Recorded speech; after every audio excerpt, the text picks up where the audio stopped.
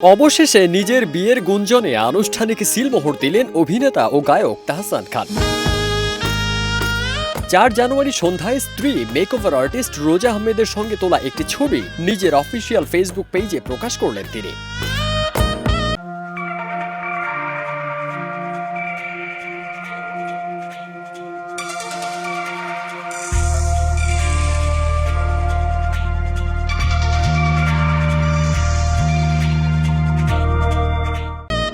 বিয়ে নিয়ে শনিবার সকালেই তাহসান জানিয়েছিলেন সন্ধ্যায় আনুষ্ঠানিক ঘোষণা দেবেন। সেই কথা অনুযায়ী এদিন সন্ধ্যায় গোলাপি রঙের শেরওয়ানিতে স্ত্রীর হাতে হাত রেখে তোলা একটি ছবি প্রকাশ করেছেন তিনি।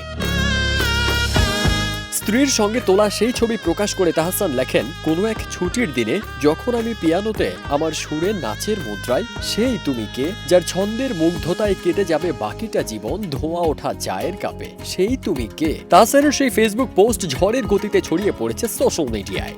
মাত্র 13 মিনিটে 1,73,000 রিয়াকশন পড়েছে তাহসানের স্ত্রীর সঙ্গে তোলা সেই ছবিতে। তাহসানের স্ত্রী রোজা আহমেদ নিউ ইয়র্ক ইউনিভার্সিটি থেকে কসমেটোলজি নিয়ে পড়াশোনা করেছেন। পড়াশোনা শেষে কসমেটোলজি লাইসেন্স নিয়ে পরবর্তীতে নিউ ইয়র্কের কুইন্সে রোজাস ব্রাইডাল মেকওভার প্রতিষ্ঠা করেন এই উদ্যোক্তা। এদিকে 2006 সালের 7 আগস্ট অভিনেত্রী ও গায়িকা মিথিলাকে বিয়ে করে ঘর বেঁধেছিলেন তাহসান। এরপর 2013 সালের 30 জুলাই তাহসান মিথিলা দম্পতির ঘর আলোকিত করে আসে কন্যা সন্তান আইরা তাহরিম খান। সেই সংসারে ভাঙনের পর ওপার বাংলার পরিচালক সৃজিত মুখার্জির গলায় মালা দেন মিথিলা। সেখানেও এখন শোনা যাচ্ছে ভাঙনের গুঞ্জন।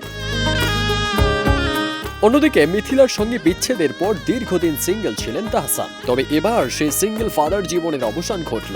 নতুন করে পথ চলা শুরু করলেন দেশের জনপ্রিয় এই অভিনেতা ও গায়ক। ফারদিন সানি, দেশ রূপান্তর।